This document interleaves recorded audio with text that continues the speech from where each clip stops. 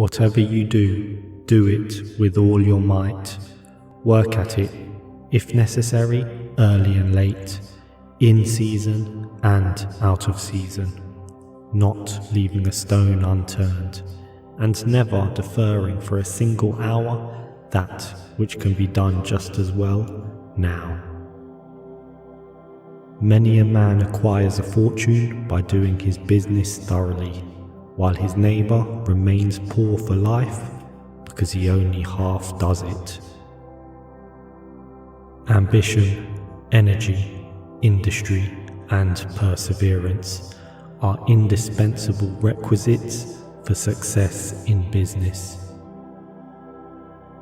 Fortune always favours the brave and never helps a man who does not help himself. No one ever made a difference by being like everyone else. Let your motto then always be Excelsior, for by living up to it, there is no such word as fail. Money is, in some respects, like fire.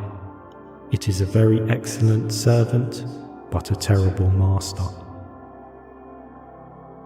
The noblest art is that of making others happy.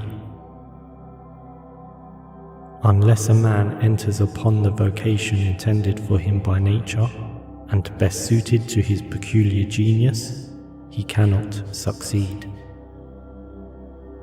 Whatever is worth doing at all is worth doing well.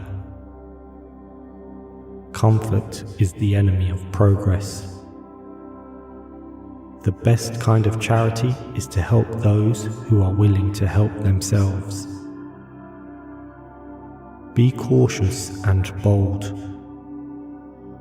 The foundation of success in life is good health. That is the substratum fortune. It is also the basis of happiness. A person cannot accumulate a fortune very well when he is sick. Young men starting in life should avoid running into debt. There is scarcely anything that drags a person down like debt. It is a slavish position to get in. Yet we find many a young man, hardly out of his teens, running in debt. He meets a chum and says, "Look at this, I have got trusted for a new suit of clothes." He seems to look upon the clothes as so much given to him.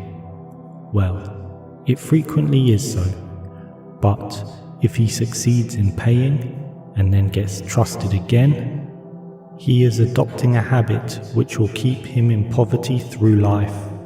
Debt robs a man of his self-respect and makes him almost despise himself. The possession of a perfect knowledge of your business is an absolute necessity in order to ensure success. Remember the proverb of Solomon, "He becometh poor that dealeth with a slack hand, but the hand of the diligent maketh rich." Dr. Franklin says, "It is the eyes of others and not our own eyes which ruin us. If all the world were blind except myself, I should not care for fine clothes or furniture." Advertising is to a genuine article what manure is to land. It largely increases the product.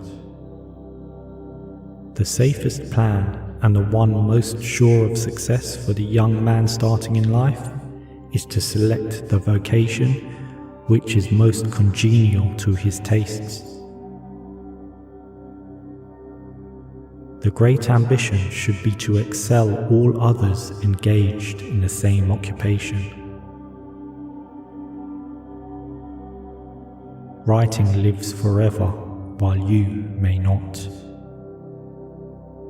Go in confidence, study the rules, and above all things, study human nature, for the proper study of mankind is man, and you will find that while expanding the intellect and the muscles, your enlarged experience will enable you to every day accumulate more and and more principle, which will increase itself by interest and otherwise until you arrive at a state of independence.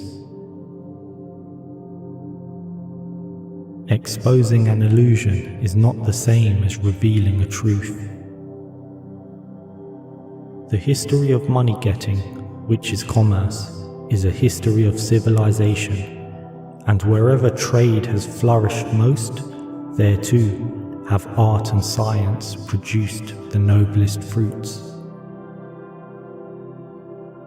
The public very properly shun all whose integrity is doubted. No matter how polite and pleasant and accommodating a man may be, none of us dare to deal with him if we suspect false weights and measures. Comfort is the enemy of progress. Work hard, think hard, be honest, and spend little. This will make common gold.